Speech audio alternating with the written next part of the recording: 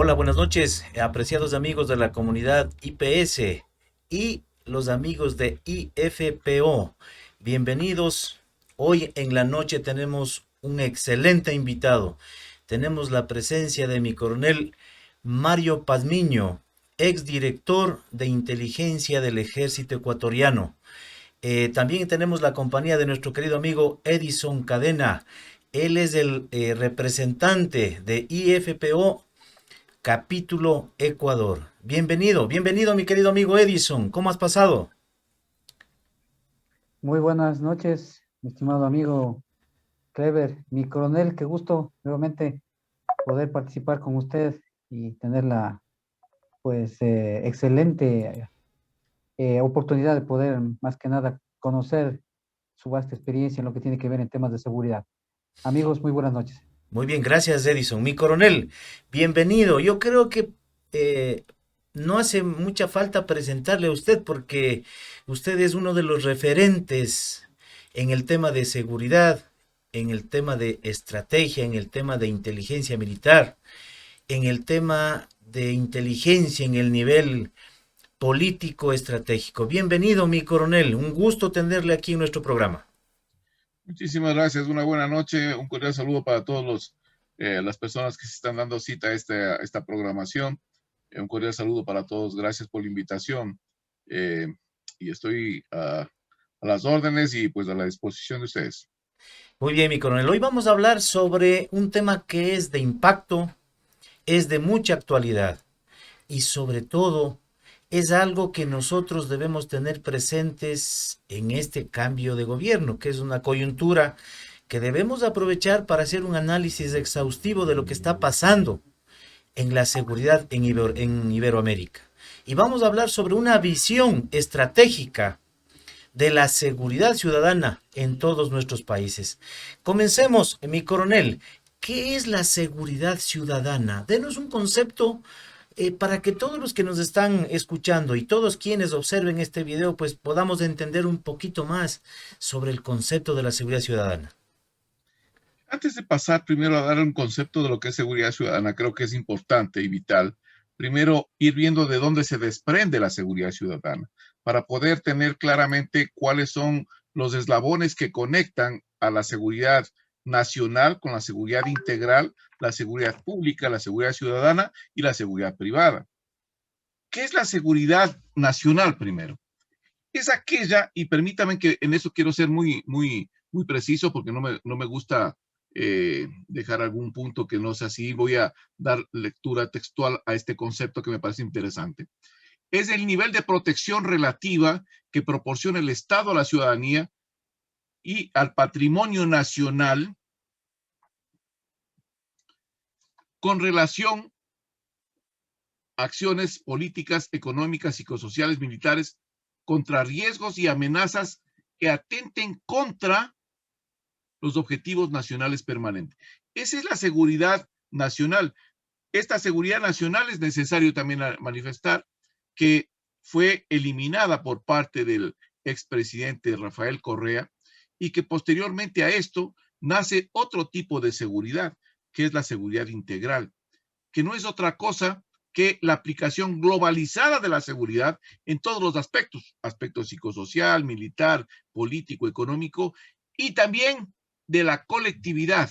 Todos estos elementos orientados a proporcionar seguridad, derechos, libertades a la colectividad. Esta seguridad integral es la que da origen a lo que justo el día de ayer se reunía el presidente de la República, el famoso COSEPE, Consejo de Seguridad Pública del Estado. Este Consejo de Seguridad Pública del Estado tiene una doctrina y es la doctrina de seguridad integral del Estado. Yo represento al Observatorio de la Seguridad Integral del Estado ecuatoriano. Y este observatorio es el que analiza las políticas públicas sobre las acciones que cumple el Estado y cada una de las instituciones en temas de seguridad ciudadana, de seguridad pública, de seguridad nacional, de seguridad integral, de gestión de riesgos, de sistema de inteligencia, de defensa nacional. En definitiva, este observatorio analiza todos estos temas. Esto es parte de la seguridad integral. Pero luego de la seguridad integral tenemos la seguridad pública. ¿Hacia dónde va esa seguridad pública? Básicamente es la seguridad que le proporciona el Estado para el mantenimiento de la paz, la ley y el orden públicos. Eso es una obligación del Estado, está consagrado en la Constitución, y esa es la que tiene que el Estado garantizar para que exista una convivencia armónica en toda la sociedad. Esta seguridad pública es la que resuelve los problemas en la sociedad a través de la justicia. Esa es en sí la seguridad pública. Ahora sí, vayamos a lo que es la seguridad ciudadana. Es la acción integrada de el Estado y la sociedad para proporcionar un ambiente de tranquilidad y combatir directamente a la inseguridad que está afectando a la colectividad. Pero en este componente hay dos elementos importantísimos: Estado y sociedad, vinculados los dos para poder solucionar los problemas de inseguridad que se presenten. Tomando en consideración esto, amenazas, riesgos que pueden estar afectando a la colectividad. Si esa es la seguridad ciudadana, ¿en dónde encaja la seguridad privada? La seguridad privada es parte de esa seguridad ciudadana. ¿Y qué es lo que hace esta seguridad privada? La seguridad privada es la que proporciona la estabilidad, proporciona el esquema de tranquilidad a la colectividad. ¿Por parte de quién? De empresas privadas o de personas o de un grupo de personas que a través de estas empresas proporcionan un servicio para precautelar ¿qué? La vida de las personas, sus bienes y infraestructuras. Esa es la seguridad privada. ¿Y quiénes se dedican a la seguridad privada? Las compañías de seguridad privada, que reúnen los requisitos establecidos en la ley que establece de conformación de estas compañías de seguridad privada, y también les exige a cada una de la seguridad privada que tenga personal capacitado, entrenado y con certificaciones para poder brindar este servicio. Esa es la cadena, yo diría, los eslabones de todo el esquema de seguridad que tiene el Estado ecuatoriano. Y esto nos permite a nosotros podernos ubicar en cada uno de los andariveles. ¿Quién proporciona la seguridad ciudadana? La colectividad y el Estado. Entonces ahí hay comités barriales, comités de seguridad, las mesas de seguridad municipal. Eso es parte de la actividad de la seguridad ciudadana. Pero cuando estamos hablando de seguridad pública, estamos hablando directamente de las acciones que toma el Estado a través de sus instituciones para precautelar el orden, establecer el orden, combater el delito que está afectando a la colectividad. ¿A través de qué? De un mecanismo. ¿Y cuál es ese mecanismo? La justicia. Entonces, en ese esquema, y discúlpeme que me haya saltado de dar el concepto nada más, pero yo creía que era, sumamente importante poder anclar de dónde nace, cómo se desglosa todo este sistema de seguridad para que la ciudadanía, las personas que nos están escuchando, tengan claramente el concepto de dónde viene y hacia dónde nos proyectamos. Muy bien, Mi excelente. coronel. Edison, ¿tenías tú algún comentario que hacer? ¿Alguna pregunta? Sí, mi coronel. Bueno, es importante lo que usted dice y ya me dejó sin la pregunta que iba a ser la de cajón, pero en todo caso, ya que estamos hablando del tema de la seguridad privada y que de alguna manera también tiene relación justamente por lo que yo represento, eh, ¿de qué manera la seguridad privada, siendo, como usted mismo lo indica, ¿no? Totalmente distinto dentro de las diferentes funciones, si vale el término decir así, que tiene los términos de seguridad? Pero la seguridad privada, podríamos decir que de alguna manera forma parte integral de la seguridad ciudadana, favorece de alguna manera al cumplimiento dentro de lo que tiene que ver con la seguridad ciudadana ante, de forma disuasiva, del hecho mismo de que esté presente, y en ese escenario, ¿cuál sería la importancia en definitiva que tiene el hecho de que la seguridad privada exista. A ver, partamos del concepto nuevamente de la seguridad ciudadana. Dice que la seguridad ciudadana es prácticamente la integración de las acciones entre el Estado y la sociedad para organizadamente poder combatir y asegurar y reducir los niveles de inseguridad. Y dentro de esos niveles de inseguridad, ¿cómo se organiza la sociedad? La sociedad se puede organizar a veces a través de mingas barriales, de grupos de seguridad barrial, de comités de seguridad municipal, parroquiales, pero también se puede organizar a través de empresas que proporcionan ese tipo de solución a un problema puntual que tienen ahí. Ejemplos, un mercado, el mercado de la Ofelia, el mercado que está en el sur, el mercado este grande, se me fue el nombre, el mercado mayorista. Tienen empresas de seguridad que se encargan directamente de proporcionar la seguridad a los ciudadanos que van a realizar allá sus adquisiciones y abastecerse de los productos vitales. Entonces, ese tipo de servicio, ese tipo de acción que cumple la seguridad privada es vital e importantísima para que la ciudadanía tenga una garantía también de tranquilidad.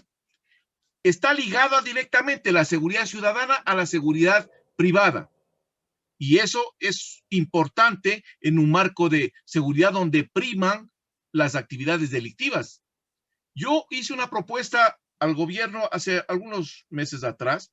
Yo manifestaba que el sistema de seguridad pública, que es el que tiene que dar el Estado, no era el adecuado.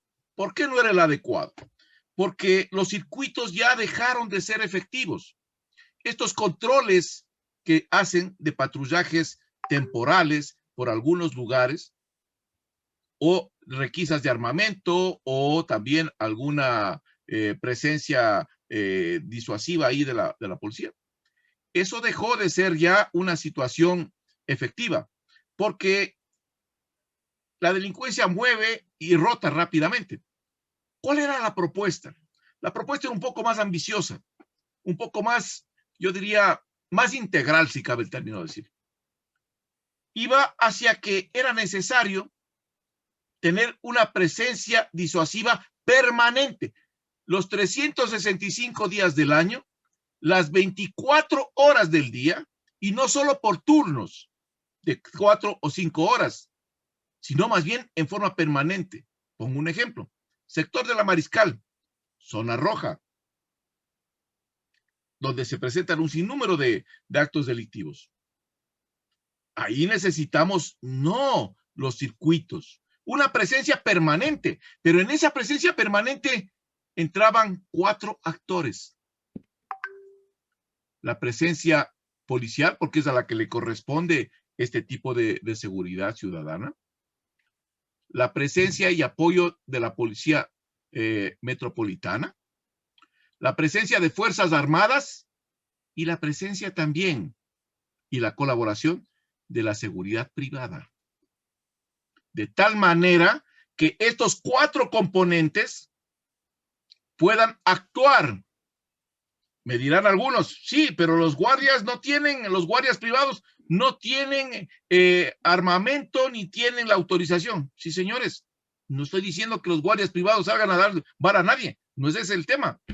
Los guardias privados están para acompañar y saben muy bien por dónde se mueven la actividad delictiva en esa zonita donde él está resguardando o protegiendo.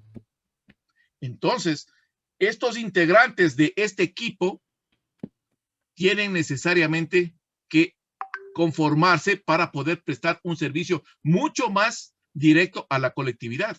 Si a esto ustedes le suman el sistema de seguridad que tiene, por ejemplo, Tel Aviv, que tiene, por ejemplo, Beijing, que tiene Taiwán, que tiene también Medellín, en donde hay un elemento importantísimo, las fuerzas de reacción antidelincuenciales permanentes. ¿Cómo se conforman? Con estos equipos que acabo de mencionar. Por otro lado, tienen también pequeñas unidades, porque verán que es integral la concepción. unidades pequeñas de bomberos. No quiero decir motobombas, no. Pequeñas unidades. Por ejemplo, 2 o 3 cuadricars que se desplazan rápidamente son los primeros en llegar a un conato de incendio. Y están ahí hasta dar la alarma a que vengan el resto de miembros de la casaca roja. De igual manera, una ambulancia en este puesto de mando que funciona a nivel parroquial y que tiene un tiempo de reacción. Ya voy a explicar los tiempos de reacción.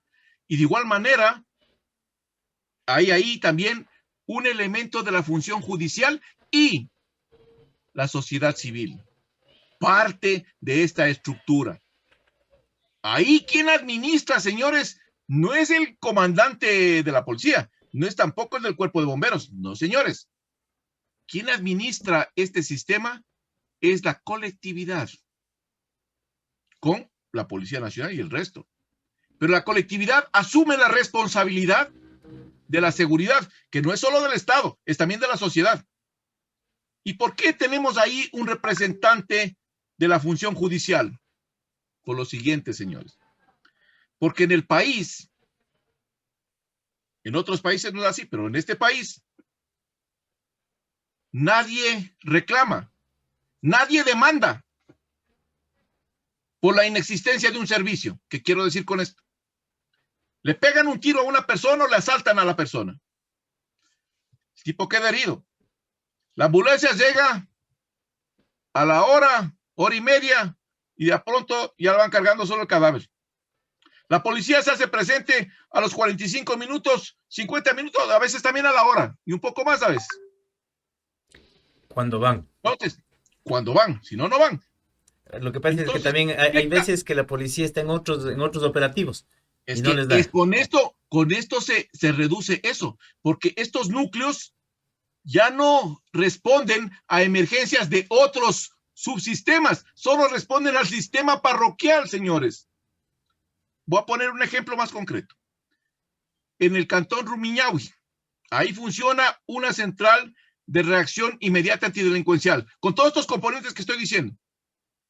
Y tienen dentro de su plan de riesgos y su plan de reacción, tienen establecido claramente los tiempos que se demoran entre este punto, por ejemplo, desde el parque de Sangolquí, cuánto se demoran hasta la este, por citar un ejemplo. Pongamos que se demoren, en el peor de los casos, unos 5 minutos. Esos 5 minutos tiene para llegar allá y atender esa necesidad de la población. Si es que no llegan los 5 minutos y llega la hora o 2 horas, ese funcionario judicial que está ahí y esos habitantes y esos ciudadanos que están ahí demandan. ¿A quién demandan, señores? Al personal de la policía, al personal de los bomberos, al personal de la ambulancia, que no se hicieron presentes en el tiempo. ¿Por qué creen ustedes que en Estados Unidos, cuando alguien se resbala nada más en un centro comercial, se resbala, se cae, tienen ustedes patrulleros, ambulancias, cuerpo de bomberos, de todo, todos están ahí. Y llegan en menos de 10 minutos, están 5 minutos y ya está todo el mundo ahí metido. Porque si es que no llegan, el ciudadano puede demandarle al municipio, pues, puede demandarle a la alcaldía la falta de un servicio. ¿Qué pasa, señores? Y me voy a saltar un poquito nada más. Si es que a alguien le roban, si a alguien le asaltan, y el Estado dice, no sé, ya le asaltaron, ¿qué vamos a hacer? No. El Estado, de acuerdo a la Constitución, tiene la obligación de proporcionar la seguridad a los ciudadanos. Y si el Estado no puede proporcionar la seguridad a los ciudadanos, el Estado es copartícipe de la inseguridad. Por lo tanto, puede ser demandada por esa persona. Muy bien, mi coronel. Excelente.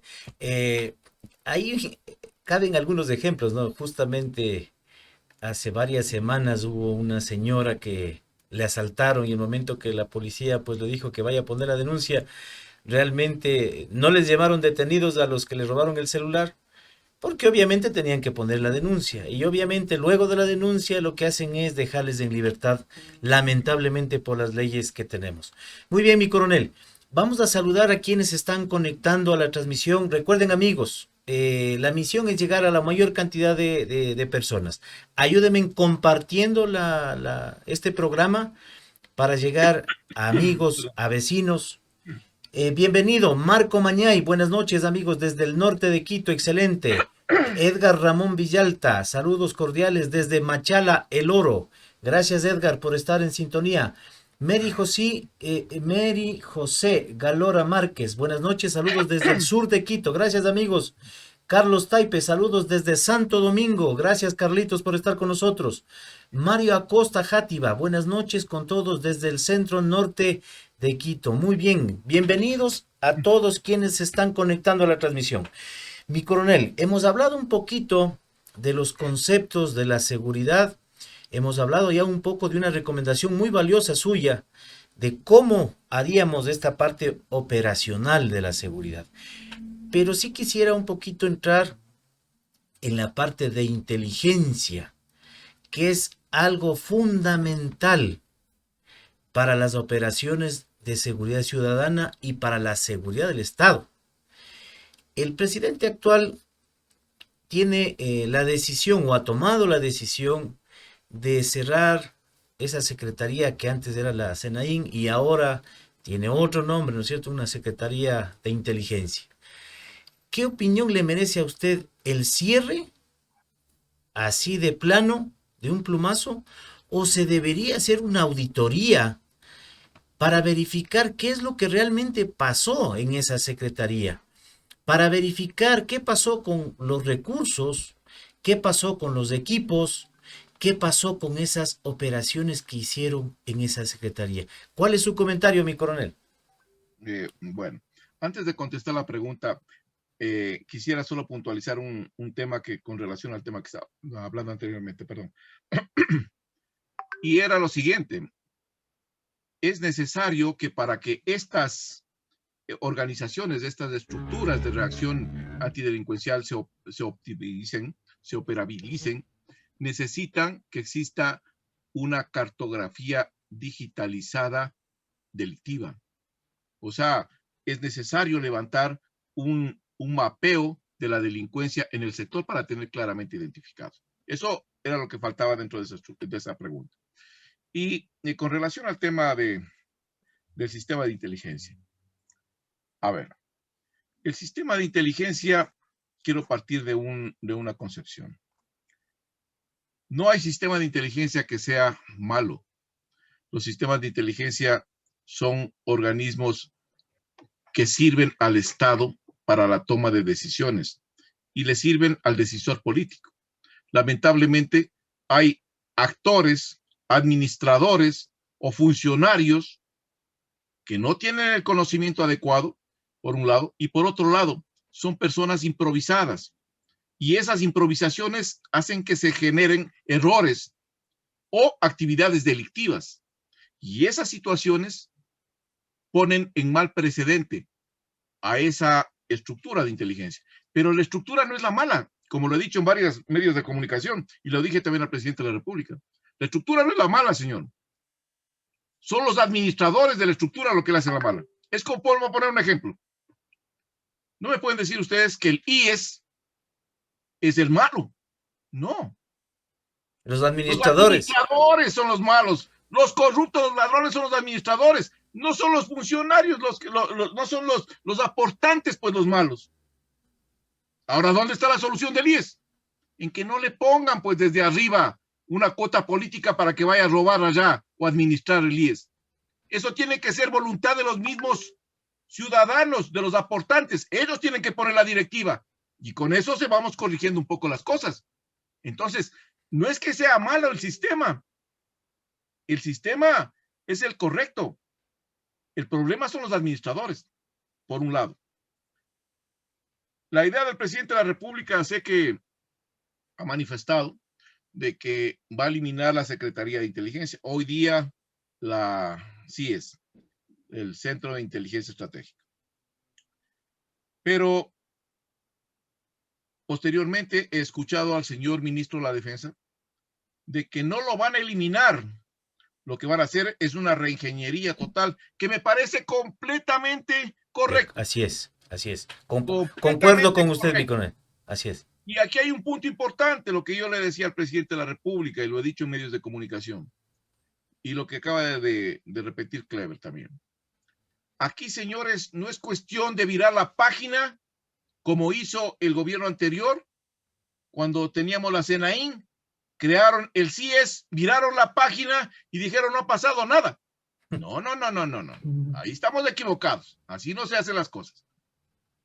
Para eliminar una institución, lo primero que tiene que hacerse es transparentar todas las cosas que hizo esa institución. Si no, estamos hablando de impunidad y corrupción. Y el señor presidente de la República, Guillermo Lasso, que yo recuerde, me he leído muy bien su plan de gobierno, y lo más importante de ese plan de gobierno dice una cosa importantísima en una palabrita así chiquita. No a la corrupción, dice.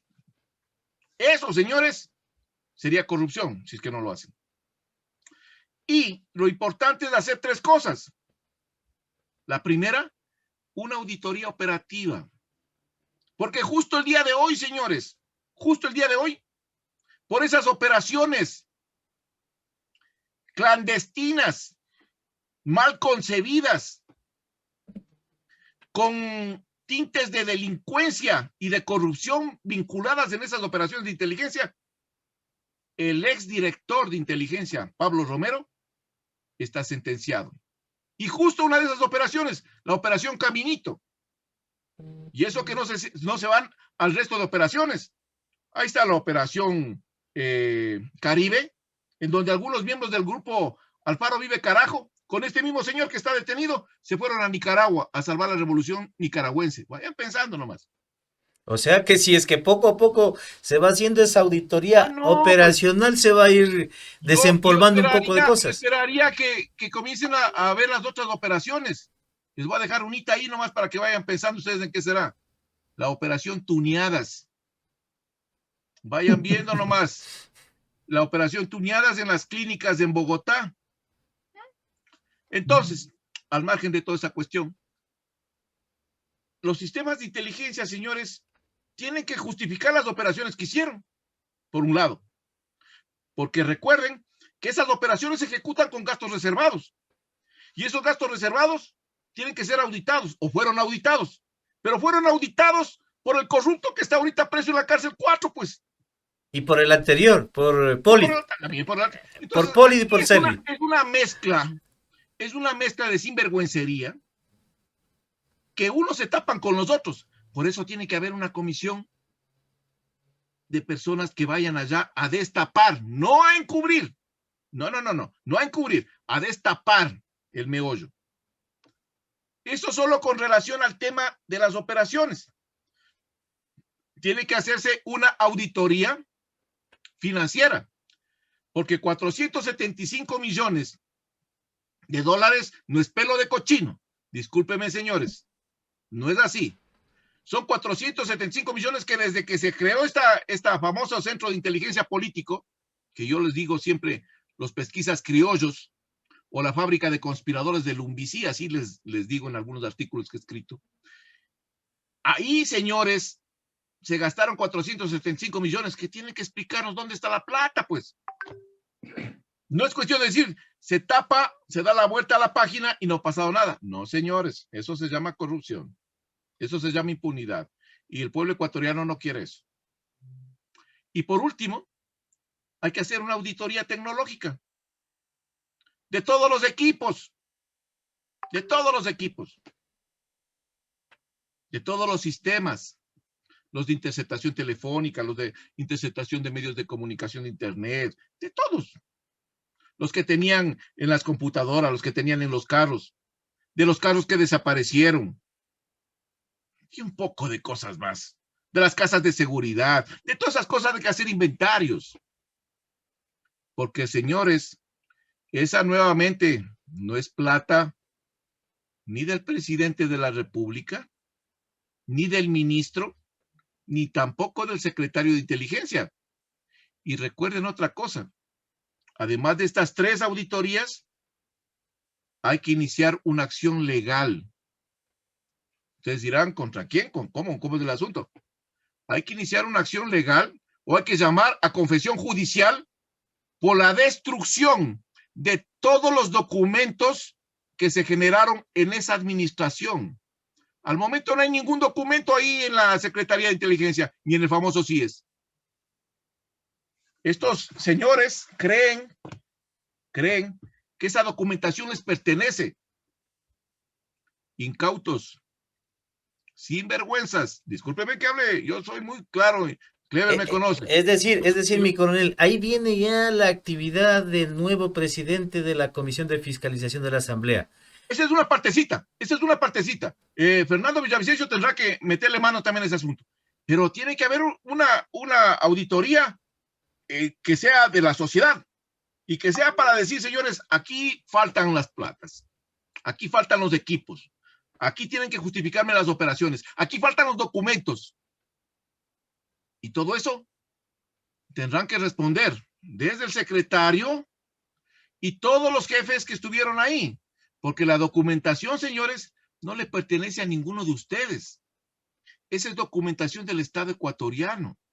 Es como que usted va al ejército y usted es el comandante general del ejército y después le toca ya salir. Y se va llevando todo. Y dice, señores, quémeme todo. Y nos vamos. Ahí quedan. No, están locos. Están locos. Lo que pasa es que... Así no funciona el sistema, señores. Así es. Lo que pasa es que al parecer han estado acostumbrados a hacer sin control las cosas a vista y paciencia de la Contraloría, con esos exámenes especiales de Contraloría que ahora ya conocemos, y eso es otro tema que vamos a conversar hoy día, mi coronel. Entonces, ¿cuál es la influencia del sistema de inteligencia del Estado en beneficio de la seguridad ciudadana? Porque el momento que se distrae este sistema de inteligencia, que es la seguridad, para la seguridad del Estado, ¿cómo disminuye, cómo merma esa producción de inteligencia en las operaciones de protección a la ciudadanía, de protección a la soberanía, mi coronel? Es muy sencillo. Estamos hablando de un sistema de inteligencia político. Y un sistema de inteligencia político tiene tres elementos fundamentales. La protección del caudillo político, en ese caso el presidente de la República. La protección del partido político, Alianza País. Y la protección de la ideología. Tres elementos fundamentales. Y estos tres elementos fundamentales son los que generan o dan la concepción de lo que decía el Foro de Sao Paulo. Un proceso revolucionario, mis distinguidos amigos, decía ahí Fidel y también Lula, tiene necesariamente que apuntalar contra dos elementos que son nocivos para un proceso revolucionario. ¿Cuáles son esos elementos nocivos? Las Fuerzas Armadas. A esos de las Fuerzas Armadas tienen que debilitarlas, como lo hicieron aquí. Y tienen que meter en la cabeza a la sociedad civil de que son unas Fuerzas Armadas represivas, como lo quisieron hacer también aquí. Y el otro tema es que tienen que eliminar ese sistema de inteligencia que es los ojos que tiene el gobierno para determinar las amenazas que vienen al Estado o cualquier proceso revolucionario. Por lo tanto, hay que eliminarlo, pero hay que cambiarlo, porque no podemos quedarnos sin sistema de inteligencia. Hay que cambiarlo por uno que sea mucho más compatible con los intereses revolucionarios. Entonces, ahí tenemos nosotros los famosos pesquisas criollos. Y como no tienen la experiencia, ni tampoco tienen la capacidad de conocimiento y de formación, entonces, ¿de dónde salen los famosos pesquisas criollos que yo les llamo? De La Tola, del barrio La Tola. Ahí había un equipo de fútbol que le pertenecía al señor Ronnie Vallejo, él creo que jugaba de delantero, y tenía todo su equipo de fútbol. A todos ellos lo fue cargando a la Senaín de analistas. Entonces el arquero hacía análisis, el aguatero también, todos eran parte, amantes, amigas, parientes, de todo. Esa es la responsabilidad que le dieron a un pesquisa criollo para armar el sistema de inteligencia nacional. Entonces, con ese tipo de personajes, Vea usted los resultados que tenemos. Persecución, violaciones, intentos de asesinato, porque lo del tema de Fernando Valda no es una secuestro así nomás, señores. Nadie secuestra en Colombia para asustarle, les aclaro. Les aclaro. No tenían casa de seguridad donde llevarle, entonces es otra cosa. Entonces la finalidad era otra. Les Otra dejamos, finalidad. Mi les criterio, dejamos, yo le he dicho a Fernando, mi criterio es diferente y los abogados de él y también él creo que están ya convenciéndose de que el criterio era otro. Pero al margen de eso, esas cuestiones, señores, tienen que analizarse. La famosa operación Hotel, en donde agentes de inteligencia ecuatorianos se transforman en diplomáticos y van a Londres a montar una casa de seguridad para vigilarle al Scotland Yard. Vayan viendo la torpeza de estos señores. Y el alcance, o sea, el alcance de la torpeza, bien dice usted. El alcance de las repercusiones, porque estos señores van a decir, ya pasó, ya, no le armen más problemas a cosas y déjenle ahí que se entierre. No, señores. Si no saben, les invito a que vayan y averigüen qué está pasando en Londres, qué está pasando en Estados Unidos, porque allá están con una investigación reservada sobre esta cuestión. ¿No ven que, señores, ustedes filtraron documentación e información de Assange que comprometía la seguridad de los Estados Unidos? Entonces, todos los que estaban inmersos en esos, incluido el presidente de la República también, y el señor Ronnie Vallejo, están dentro de esas carpetas. Y lo mismo pasa en Londres. Esas son las concepciones irreales, yo diría concepciones ilógicas que se dan cuando los sistemas de inteligencia son mal manejados. Cuando son mal orientados, porque hablemos de que si es que ese sistema de inteligencia estaba orientado solamente a cuidar al caudillo, al partido político, los objetivos nacionales, los objetivos es que ahí me voy a la permanentes... pregunta, perdón, Claver, perdón, Edison, me voy a la pregunta que ustedes hicieron. ¿Cómo le afecta eso a la seguridad ciudadana, a la seguridad pública? Si todos los estamentos de inteligencia están orientados a la protección de estos señores, entonces el crimen organizado entra cuando quiere. La delincuencia común se dispara en todos los lados. No les interesa, porque hay que cuidarle al caudillo. Hay que estar en las sabatinas preocupando de que no exista ningún problema. El resto es secundario. Ahí hay una afectación directa. ¿Por qué los niveles de inseguridad fueron creciendo?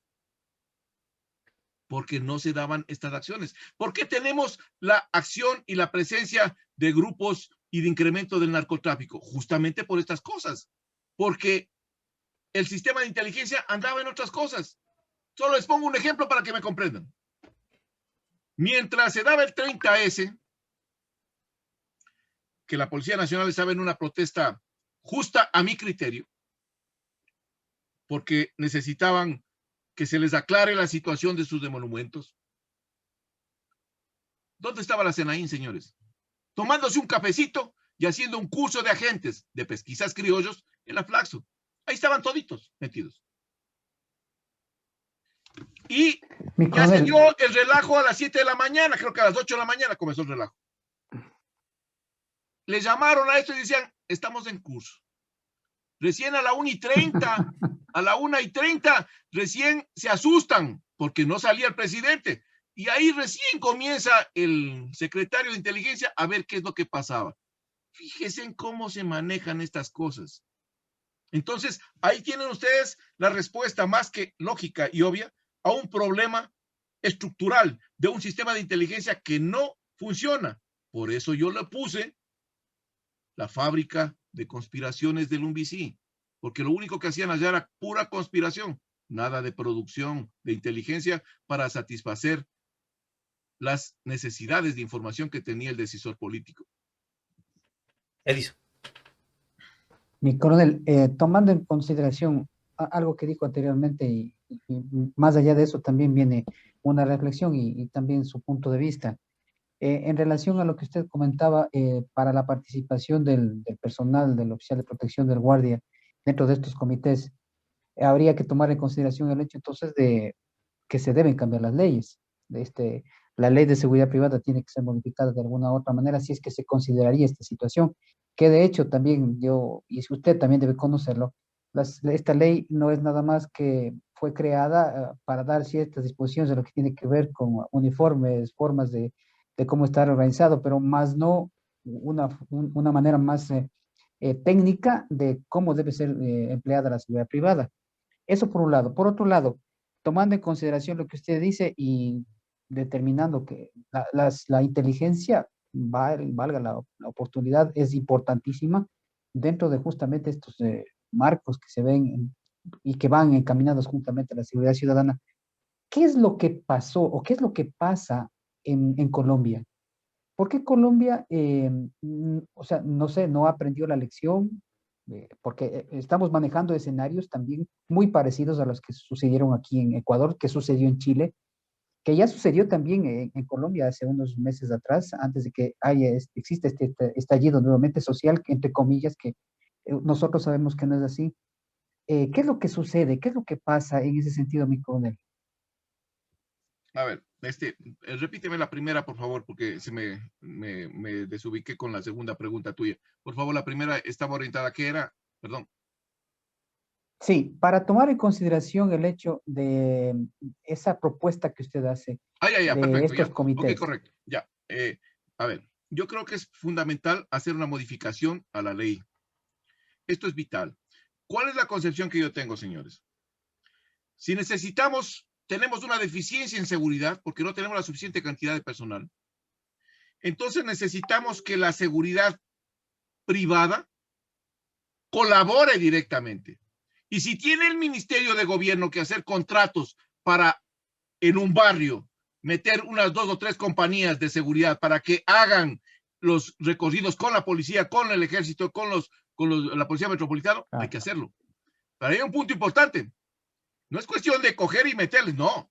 Hay que hacer una capacitación, hay que preparar a esas personas, hay que certificar a esas personas. Y una vez que tengamos todo eso, ahí sí, señores, podemos decir, tenemos una fuerza, tenemos un equipo de guardias de compañías de seguridad privada que verdaderamente están contribuyendo para la seguridad ciudadana. Porque caso contrario, señores, más bien puede ser un atentado. Entonces, por ese lado, yo creo que eso es lo que se tiene que hacer. Hay que cambiar la modificación y también hay que generar rápidamente, perdón, hay que cambiar la ley y rápidamente generar procesos de capacitación para todos los guardias. Y las mejores empresas de seguridad tendrán que colaborar directamente con el gobierno. Y esa es la forma de hacerlo. Por un lado. Por otro lado, ¿qué pasa en Colombia? En Colombia se está generando lo que es parte de una planificación centralizada y una ejecución descentralizada del proceso de desestabilización regional. ¿Qué quiero decir con esto? América Latina, desde algunos años atrás, viene en un proceso de desestabilización buscando ciertos pretextos. Pretextos que los están determinando en ciertos manuales y algunos libros. La revolución molecular disipada, el Black Bloc y otros, el combate urbano. Estos libros o estos manuales lo que quieren es generar o incendiar estos ánimos de la población en el mínimo pretexto. ¿Qué dice el socialismo del siglo XXI? No tengo acá la lámina, pero les invito, aprovecho para invitarles en su programa a la conferencia que vamos a dictar el día jueves. Y ahí se habla claramente, señores, sobre lo que dice el Foro Sao Paulo. El Foro Sao Paulo dice claramente que hay que contribuir en los procesos de desestabilización en los países que son de la órbita neoliberal. Y los países que son del socialismo del siglo XXI hay que fortalecerlos, hay que darles mayores recursos y mayor apoyo internacional. Pero ¿qué pasa en Colombia? En Colombia, señores, esta acción se conjugó con varios elementos. ¿Cuáles elementos? Primero, la famosa minga indígena cocalera, que salió desde el Cauca, señores, y parte de esa minga indígena cocalera, que es de la comunidad Agua, que también tiene en territorio ecuatoriano, esa fue allá, a Cali, a Medellín, a Bogotá. ¿Qué tiene de característica especial esta minga cocalera? Que en sus territorios ancestrales está la mayor producción de cocaína que tiene Colombia. Entonces, cuando se desplazan a protestar, no lo hacen pues con la banderita, con la huipala, con sus lanzas. No, no, no. Lo hacen con carabinas, con pistolas, con subametralladoras o fusiles. Y le van dando bala al ejército. Pero también le van dando bala a los miembros de la sociedad civil que están en las urbanizaciones. Esa es la concepción. Entonces ahí me dirán, ¿y el guardia de seguridad qué hace? ¿El guardia de seguridad qué hace? Señores, el guardia de seguridad tampoco puede prestarse a que le peguen un tiro, pues. Esas situaciones son las extremas. ¿Qué pasó en Colombia? ¿Se exacerbaron los ánimos? El presidente Duque dijo, señores, eliminamos nuevamente esta situación del IVA, no sé qué cuestión que estaban subiendo ya. La reforma Y económica que la estaban reforma proponiendo. económica, ya le eliminamos, señores, tranquilos, ya no pasa nada. Vamos a eliminarle, ya, ok. No, ese era el pretexto. Ese era el pretexto. Y al momento sigue convulsionado, igual de lo que está pasando en Chile, igual de lo que está comenzando a pasar en Perú. ¿O no supieron ustedes que hace 3 días atrás ya hay 15 muertos por sendero luminoso en la parte de la región oriental peruana? Entonces, esto no es así, señores. Entonces la pregunta que viene de cajón y que ya Edison la está preparando es, ¿y eso está allá? ¿Cómo viene para acá, no es cierto? Señores, Claro. aquí el proceso de desestabilización está en marcha desde antes que suba el presidente Guillermo Lasso. Lo vengo diciendo desde mucho tiempo atrás. 4 factores, señores. Primer factor, las declaraciones que lo hizo el señor Issa y luego el señor Arauz. ¿En dónde? En la Amazonía. Fecha 4 de abril. ¿Qué dijeron? Vamos por un proceso de revolución democrática. Ahora le ponen a la revolución con ese tinte democrático, que no es otra cosa que vamos a hacer nuevamente movilizaciones, paros, levantamientos. Eso es la revolución democrática. ¿Qué dijeron con relación a estas cuestiones? Que yo digo la desestabilización que se viene. Dijeron, vamos a comenzar nuevamente una reingeniería total de los famosos comités de la Revolución Ciudadana, para tenerlos listos para iniciar un proceso de oposición permanente al régimen. Tenemos una Asamblea Nacional pegada con saliva, acuerdos La con mayoría, varitas, como se dice aquí esas mayorías en móviles. castellano común y corriente, pegado con babas. Si es que ustedes creen que esa alianza va a continuar, yo lo dudo. O a perdurar, yo lo dudo. Y ahí yo tomo la referencia, yo soy de las personas que analiza lo que dice cada uno. ¿Qué dijo la señora Jory? En una entrevista con la señorita Spin de Telecentro. De Telecentro creo que, o Gama Visión, no me acuerdo. El canal. Ella dijo lo siguiente. Stephanie Spin. Le dijo lo siguiente.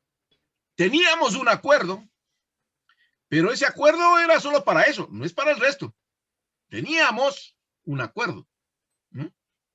En pasado. Eso quiere decir que no tengamos toda la confianza de que esto se va a mantener. ¿Qué pasó el día de hoy, señores? Sí. Hoy día anunció en Imbabura que tenían paralizado desde las 6 hasta las 12 del día. No sé si se había dado esa cuestión, pero iban a ver del movimiento indígena de Imbabura, iban a hacer ya algunas acciones. Está previsto, hay un malestar en el transporte terrestre, urbano, interprovincial.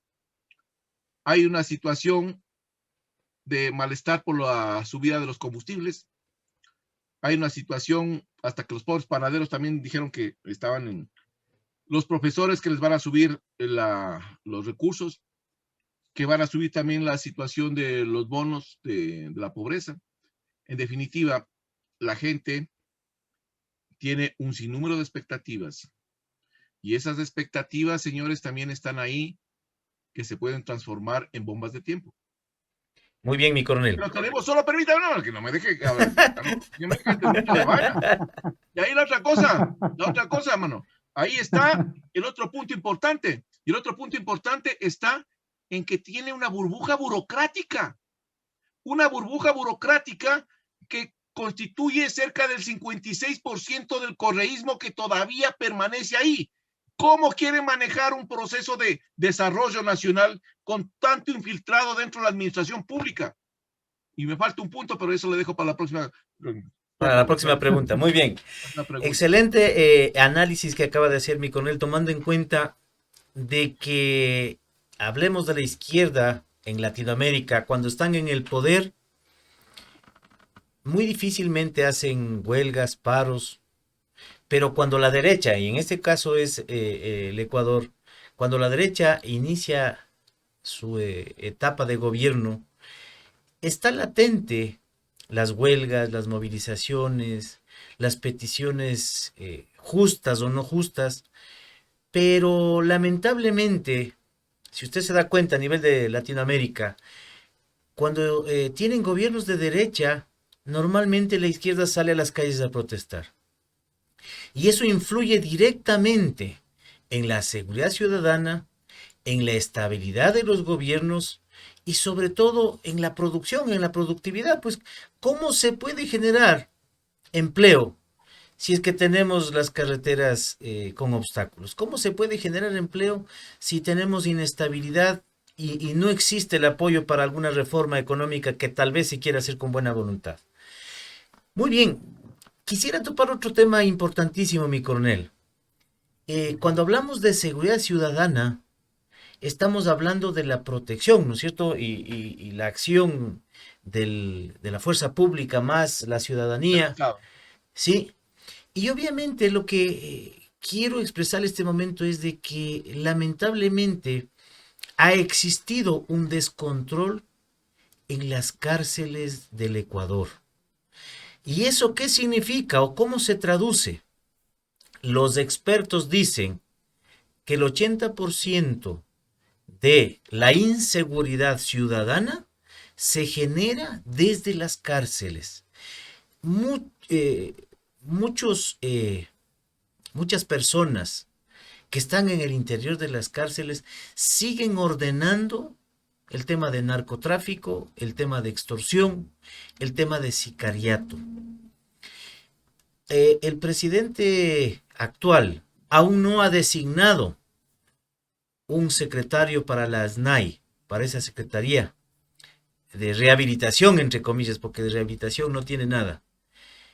Y después de haber tomado en cuenta como antecedentes matanzas, masacres en el interior de las cárceles, recién en estos días amaneció, de lo que dice la prensa, amaneció muerto un ex funcionario importante del presidente Lenín Moreno. Y adicional a eso, sale una noticia en primera plana y dicen que la ex ministra Duarte de Obras Públicas del anterior gobierno ha dejado, no saben dónde, un grillete que tenía puesto. ¿Qué significa eso? Que la SNAI no tiene el control de esos grilletes, de esos sistemas que están monitoreando a las personas que tienen esa alternativa a la prisión preventiva. Entonces, ¿qué opina usted al respecto, mi coronel? Ese contexto que estamos viviendo. Muy puntual. Con relación al tema del grillete, creo que hay corrupción, impunidad. Porque, señores, si es que está un grillete activado y alguien se saca el grillete, tiene que estar en la cárcel. Y si todavía me vienen a decir que el grillete se desapareció, peor todavía. Entonces aquí hay que hacer una investigación a la funcionaria que se sacó el grillete, esta señora del gobierno de Correa, A y Duarte. también Duarte, y quién le fue ayudando a sacarse esa cuestión y quién nos reportó. Las cosas tienen que ser claras. Aquí la gente dice, bueno, me saqué el grillete solo un ratito y después ya desapareció. Ahí estaba, pero ya. Aquí las cosas son, yo siempre he dicho, el país de Absurdistán. Pero ¿qué pasa en las cárceles, señores? Si esa era la pregunta. Sí, sí. Las cárceles, señores, son un antro de corrupción en donde están inmersos policías, que son el primer círculo, están inmersos este grupo de guías penitenciarios, están inmersos los administradores de los centros carcelarios. Todos estos elementos forman parte de una estructura delictiva. ¿Quién maneja los centros carcelarios? El SNAMI, ¿qué SNAMI ni nada? Maneja lo que se llama las megabandas. Esos son los que administran los centros carcelarios. Les duela a quien le duela. Aquí tienen que reconocer las cosas como son. La administración de los centros carcelarios depende de allá, de las megabandas. Y las megabandas, a su vez, están lideradas desde afuera con estructuras, megaestructuras delictivas de crimen organizado transnacional y de carteles internacionales, como el cartel de Sinaloa, el cartel Jalisco Nueva Generación, que controlan a los choneros que están en uno de los centros carcelarios y al otro a los lagartos. Entonces, alguien decía, lo que sucede en los centros carcelarios es el reflejo de lo que pasa en la sociedad y en las ciudades. Completamente de acuerdo. Si hay violencia en el centro carcelario, también hay violencia en los centros, en las ciudades. Si hay control territorial en los centros carcelarios, también hay control territorial. Si aquí se mata, acá también se mata. Entonces, señores, aquí el problema y la solución es diferente. ¿Cuál es la solución? La solución es muy sencilla, siempre y cuando tengan los pantalones para hacerlo, eso sí. La primera es que la Policía Nacional se haga cargo temporalmente por 1 año y medio a 2 años de los centros carcelarios a nivel nacional, mientras se reestructura a este personal de guías penitenciarios y administradores de centros carcelarios. Pero esa escuela de formación de guías penitenciarios tiene que mantener estándares internacionales. No puede ser que se gradúe un guía penitenciario que va a estar con lo peor de la sociedad, el reflejo más denigrante de la sociedad, porque ahí se cometen un sinnúmero de atrocidades. Una persona que pasó el curso en 2 meses o 3 meses. Para formar un guía penitenciario en otro país, señores, se demora 1 año como mínimo y un poco más. Y con todos los estándares de calidad que se requieren. Entonces, necesitamos transformar eso. El Estado tiene que dar mayores recursos para reducir el hacinamiento, para verdaderamente dar un ejemplo de lo que es la rehabilitación social, para implementar mejores sistemas tecnológicos de seguridad. Hay que pensar también, señores, en la privatización de los centros carcelarios, pero en algunas partes, no en su totalidad, pues, pero en algunas partes sí hay que hacerlo. Porque la empresa privada puede también participar en esto. En otros países participen en estas cuestiones.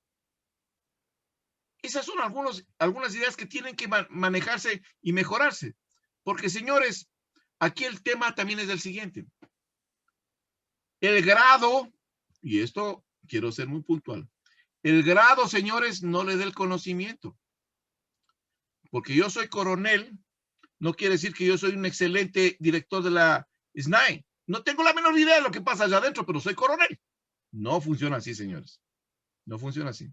Tiene que ser gente preparada, verdaderamente, para que vaya a desempeñar esos cargos. Alguien decía, la meritocracia. La meritocracia no es el apadrinazgo. No, son los méritos profesionales que tiene una persona para responder a una función que le está encomendando el Estado ecuatoriano y la sociedad. Si no tiene esas condiciones, entonces tiene que irse para atrás y permitir que otra persona vaya y cumpla esas actividades. Eso es lo que pasa en el Estado ecuatoriano y en todas las funciones. Aquí designamos por compadrazgo, porque le debo favores políticos o porque es de mi partido. Esos son los requisitos que se necesita para estar en la administración pública. Y eso es un error garrafal. Así no se hace patria, señores. Y una cosa que me estaba olvidando, pero no me gusta dejar sin decirlo. El país, señores, el país, después del 11 de abril, que le dio una bofetada al socialismo del siglo XXI a nivel regional, no se va a quedar tranquilo el socialismo del siglo XXI. El socialismo del siglo XXI regional, señores, le tiene puesto el ojo a este pequeño país chiquito que se llama Ecuador y que le dijo no al correísmo, peor al socialismo. Entonces ahora van a venir y le van a comenzar a inyectar mayor desestabilización con recursos de influencia y también propaganda internacional en contra del gobierno y en contra del país. Así va a comenzar todo un proceso de escalamiento de la desestabilización. Similar a lo que está pasando en Colombia, similar a lo que pasa en Chile. Aquí ya tuvimos una experiencia que se quedó a medias. Si es que algunos incautos creen que eso ya se terminó, están equivocados. Eso recién está comenzando a hervir. Y recuerden una cosa, el país ya tiene en formación, como dijo el señor expresidente Lenín Moreno en la reunión con Iván Duque. Dijo, ya hay un grupito por ahí que tiene entrenamiento en Colombia. Claro que hay ese grupito. Y ese grupito se llama Colectivo Insurgente, que opera en la frontera colombiana y que se entrena con el Ejército de Liberación Nacional. Entonces veremos cómo se van dando los nuevos esquemas de seguridad en la frontera, cómo se van dando los nuevos esquemas de seguridad internos para estas nuevas amenazas que están apareciendo en el nuevo escenario nacional y que le va a tocar hacer frente al nuevo gobierno. Muy bien, Edison, antes de darte paso para ya ir cerrando el programa, mi coronel, yo creo que, antes de saludar a los amigos que están conectados, yo creo que es bueno concluir de que no es tan buena idea cerrar esa secretaría o ese centro de inteligencia estratégico. ¿Por qué? Porque se quedaría sin ojos. No podría, o el Estado no tendría la capacidad de hacer inteligencia a nivel político estratégico. Información útil, inteligencia útil y oportuna para la toma de decisiones. El presidente de la República, si es que cierra ese centro de inteligencia, se quedaría ciego. Está bien si es que quiere hacer una reingeniería. Como usted dijo, el sistema de inteligencia no es el malo. El malo es quién está a la cabeza dirigiendo eso, poniendo objetivos particulares y no en beneficio del Estado. Muy bien, vamos a saludar y vamos a hacer los comentarios de los amigos que están conectados. Muy bien, Mario Acosta Játiva dice, todos los equipos adquiridos en la Senaim, ¿dónde están? ¿Por qué volvieron a crear una Senaim paralela en la campaña política última de quienes perdieron? ¿Por qué no han hecho una verdadera auditoría en los últimos 4 años para saber todos esos equipos adquiridos? Y también comenta que hace años existía la Dirección Nacional de Seguridad Pública, que manejaba el frente político y policial para el gobierno y la policía. El gobierno anterior lo hizo desaparecer para tener su propia información sin conocimiento de inteligencia policial y militar. ¿Eso qué quiere decir? Que estaban buscando su propia inteligencia para uso particular. Muy bien. Mario Acosta también dice 18 muertos por sendero luminoso, de lo que usted decía en el Perú. Mario Acosta dice hacerles trabajar a las personas privadas de libertad si reciben presupuestos estatales. Quieren alimentos que trabajen para que pasen ocupados. Y aquí existe, antes de darle paso a Edison, un comentario muy importante. Si existe la decisión política de asignar los recursos para la verdadera rehabilitación de las personas privadas de libertad, ahí existiría la posibilidad de que ese sistema se enderece. De lo contrario, si es que mantienen esos recursos, $2.50 para dar de comer 3 comidas a las personas privadas de libertad, con hacinamiento, con deficiencias en el sistema de salud para esa gente.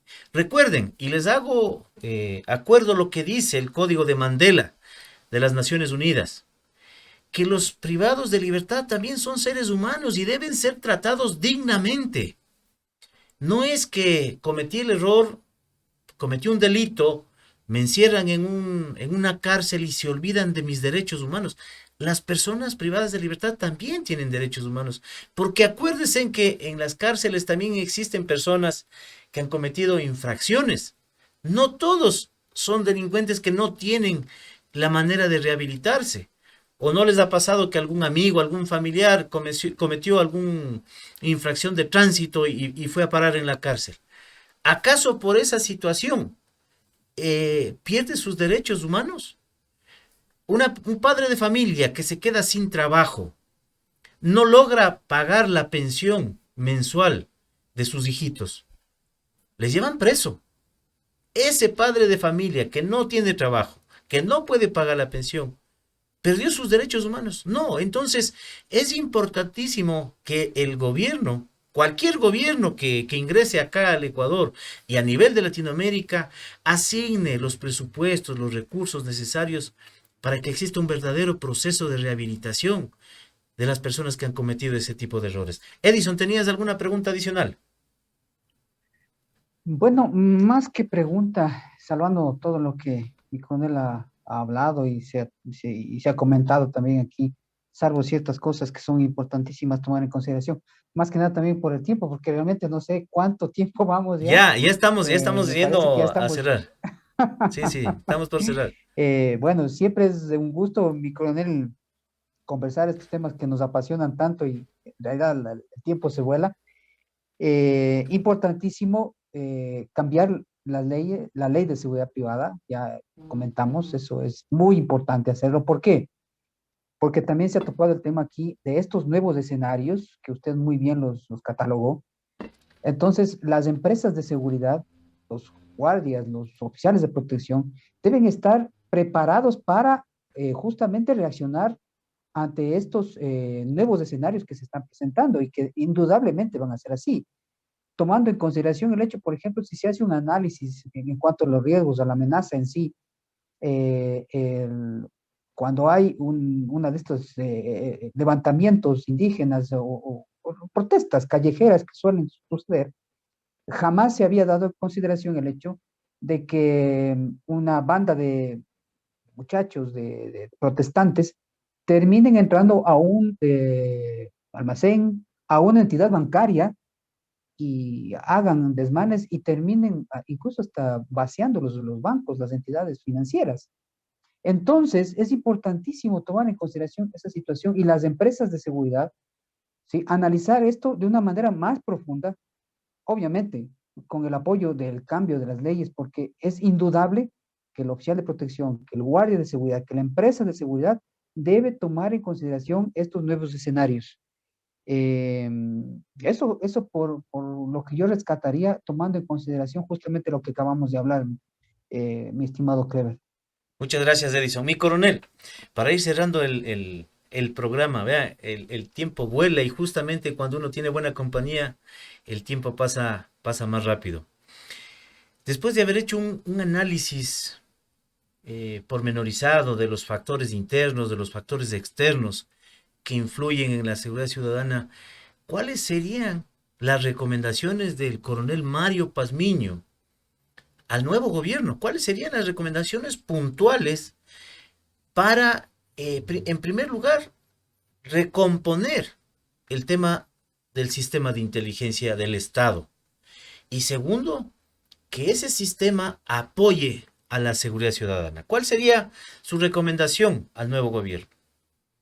Creo que lo más importante al nuevo gobierno es que voy a coger las palabras que dice que expresó el presidente Guillermo Lasso. Él decía que no debe de haber un sistema de inteligencia que pueda ser manipulado por entes políticos.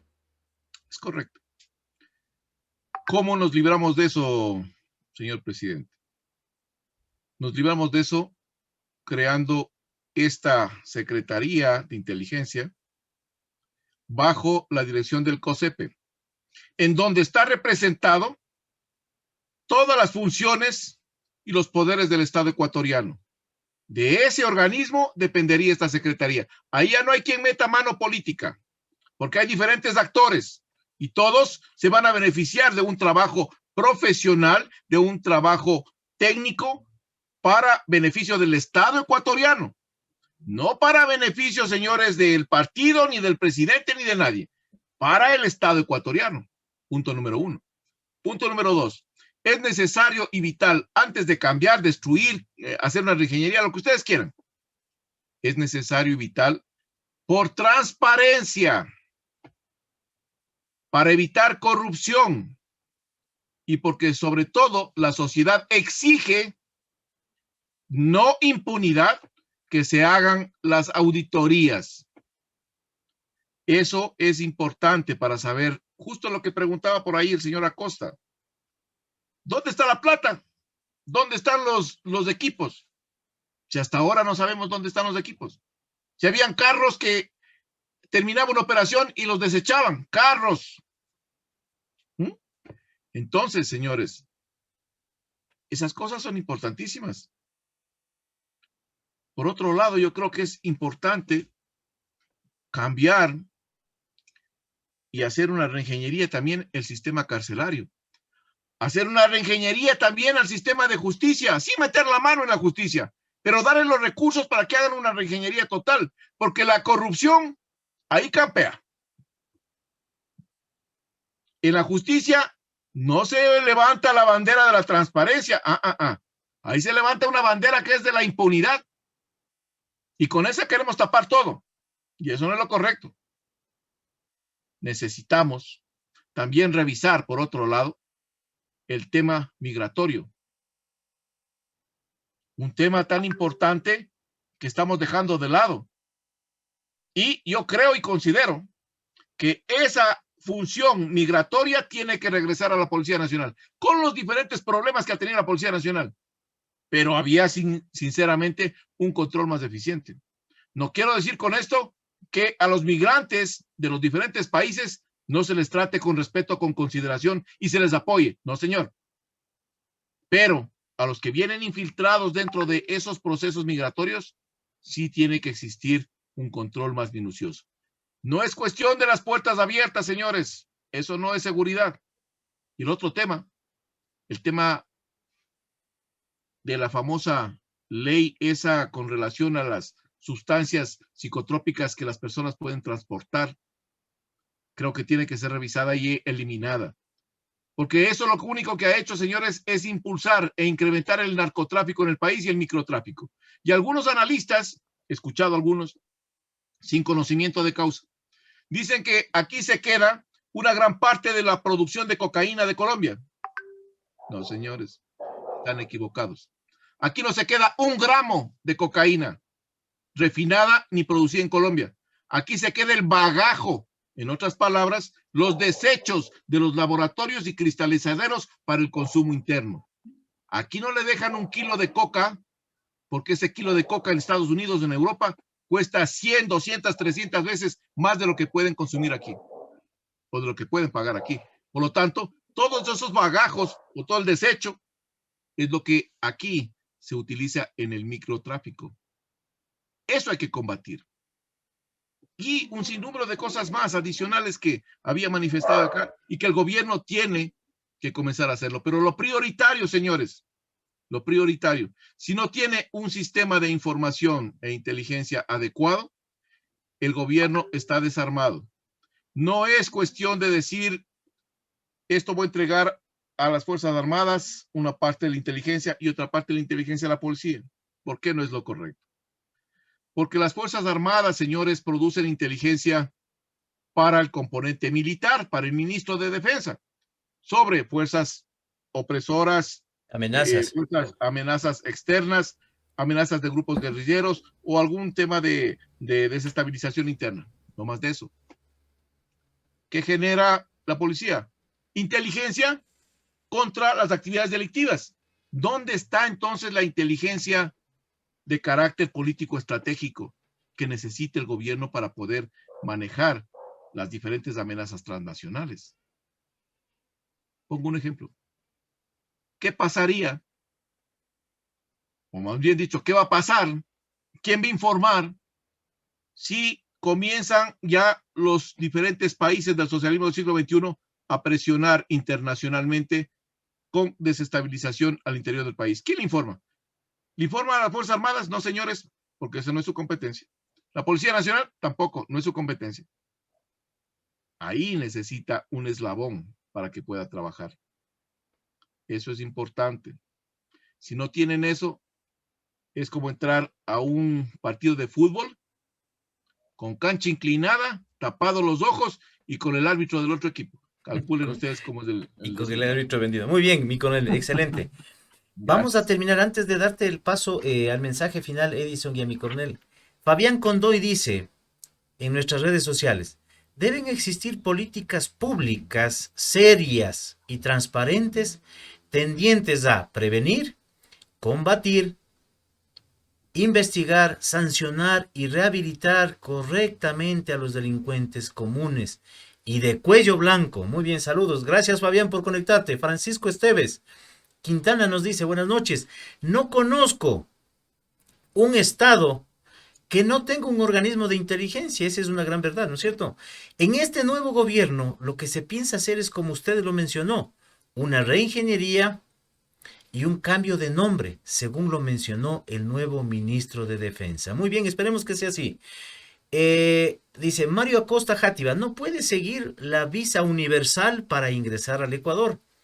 Wilson Marcelo dice, excelente recomendación, pero es necesario el compromiso de todas las instituciones públicas y privadas porque la seguridad es multidisciplinaria y a todo nivel. Carlos Ramírez nos comenta, el CIES debe ser manejado por profesionales, no ser cuota política. Deben ser parte aquellos que pasen pruebas de idoneidad, concursos, preparación, tecnología, conocimiento de los procesos de investigación, analistas de primer nivel, tomar en cuenta aspectos de lealtad para con el país y no con intereses personales o particulares. Que el país del encuentro también se dé en la seguridad nacional, nos dice nuestro amigo Carlos Ramírez. Muy bien, y para terminar el último mensaje, dice José Bolívar Córdoba. Muchas gracias a todos los que nos están escribiendo. Muy de acuerdo, al grado de peligrosidad de los PPLs, dice, es el grado de delincuencia en la sociedad y es oportuno y necesario la reingeniería en esta organización. Muy bien, muchas gracias a todos quienes se unieron a nuestro programa. Muchas gracias a todos quienes han comentado. No se olviden, por favor, les invito a este momento a que compartan en sus redes sociales para que los mensajes emitidos en este programa lleguen a la mayor cantidad de personas. Por favor, Edison, tu mensaje final para continuar con el mensaje final de mi coronel. Bueno, agradeciéndoles a todos quienes han estado observando este programa. Mi coronel, muchas gracias también por su presencia. Aquí hay cosas importantes que se han dicho y a veces dentro de esta ronda de programas que hemos organizado contigo, Clever, IPS y FPO, a veces pensamos que la seguridad ciudadana únicamente se limita a las recomendaciones que dimos en el primer programa, pero en realidad no es así, ¿no? Y muchas de las cosas que se han hablado aquí han tenido estrecha relación justamente con ello, ¿no? A veces uno cree que todo esto de las cárceles, que el tema de la parte política, la corrupción y todo lo demás no tiene nada que ver con la parte de la seguridad ciudadana, pero amigos, en realidad no es así. Es una pequeña parte nada más de todo este entramado tan complicado y complejo que representa la corrupción en definitiva, ¿no? Y el nivel que ha llegado y que tomó lastimosamente años anteriores. Nada más, nuevamente muchas gracias a todos por habernos escuchado y bueno, tenemos que continuar con esto para contribuir desde esta parte nosotros a que la ciudadanía no solamente piense que está segura, sino que llegue a accionar de una manera adecuada para que se sienta en realidad segura dentro del país. Muchas gracias, Edison. Mi coronel, un mensaje final de su parte sobre el tema que hemos tratado, recomendando a la ciudadanía algunos tips, alguna situación que podamos aplicar en el día a día. Gracias, Clever. Primero, quiero agradecer por la invitación. Segundo, agradecer a las personas que se dieron cita a este conversatorio, que así lo considero yo, no una entrevista, sino un conversatorio sobre temas muy importantes como son los temas de seguridad. Tercero, yo creo que es importante recordarle al Estado ecuatoriano que la seguridad de los ecuatorianos, del pueblo, radica en la decisión firme, enérgica de combatir todas estas amenazas y riesgos, pero también está en generar lo que decía alguien por ahí de las personas que escribieron, políticas públicas gubernamentales que aterricen en políticas públicas sectoriales y que vayan orientadas directamente a satisfacer esas demandas, porque las políticas públicas, señores, no son otra cosa que la expresión que tiene el pueblo de una necesidad y que el Estado tiene que inmediatamente atenderlo. Creo que el gobierno está iniciando un derrotero bastante importante, un cambio de paradigmas. El Estado y el gobierno está iniciando un nuevo camino, un camino hacia el desarrollo. Y estoy consciente de que todos los ecuatorianos, todos, desde todas las condiciones, debemos de impulsar esta transformación. Eso es lo importante. Y estemos ahí presentes para seguir aportando y apoyando lo que es la seguridad, lo que es una nueva imagen de un país, no un país postrado, porque termino solo con esta frase, señores. Yo no he conocido al pueblo ecuatoriano arrodillado. Jamás. Yo he conocido un pueblo altivo que levanta su faz y mira hacia adelante para poder caminar hacia el desarrollo. No un pueblo que se arrastra esperando la mendicidad de un gobierno. Ese no es el pueblo ecuatoriano. Ese es un pueblo de un socialismo radical, como Cuba, como Venezuela, en donde el gobierno totalitario trata por todos los mecanismos de mantener reprimido a ese pueblo. Por eso son los procesos migratorios, señores. Nuestro país está para mucho más. Y creo que este tipo de programas, este tipo de análisis, contribuyen directamente a fortalecer ese sentido de patria y ese patriotismo que tiene que reinar en cada uno de los ecuatorianos. Muchas gracias. Estoy a las órdenes y muy gentil por haberme invitado a este conversatorio. Muchas gracias. Muchas gracias, mi coronel Mario Pazmiño, mi querido amigo Edison Cadena, por su tiempo, por estar estos momentos conversando sobre temas de seguridad ciudadana. Recuerden, amigos, este espacio creado los días martes a las 7 de la noche justamente es para hacer este tipo de análisis. Justamente es una ventana a la ciudadanía para conocer un poquito más sobre qué es la seguridad del Estado, la seguridad nacional, la seguridad ciudadana, la seguridad pública. Este espacio está creado para aportarles a ustedes, queridos amigos, con tips de seguridad, aportarles a ustedes para orientarles desde la visión de los expertos en cómo podemos apoyar para que nuestro Ecuador siga siendo lo que siempre ha sido. Un país fuerte, un país digno, un país firme, que tiene muchas riquezas, pero la mayor riqueza de nuestro Ecuador es su gente. Y Ecuador es grande porque su gente es grande. Queridos amigos, siempre es un privilegio el estar con ustedes. Cuenten con nosotros. Si ustedes desean que tratemos algún tema en particular, por favor, déjenme en su mensaje en el Facebook y con mucho gusto lo agendaremos.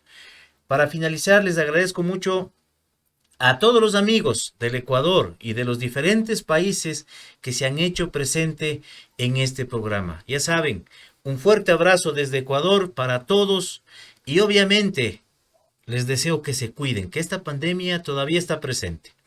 Cuídense, amigos, y cuiden a sus familias. Muchas gracias, mi coronel. Muchas gracias, mi querido Edison. Hasta la próxima oportunidad. Gracias. Nos vemos. Hasta luego.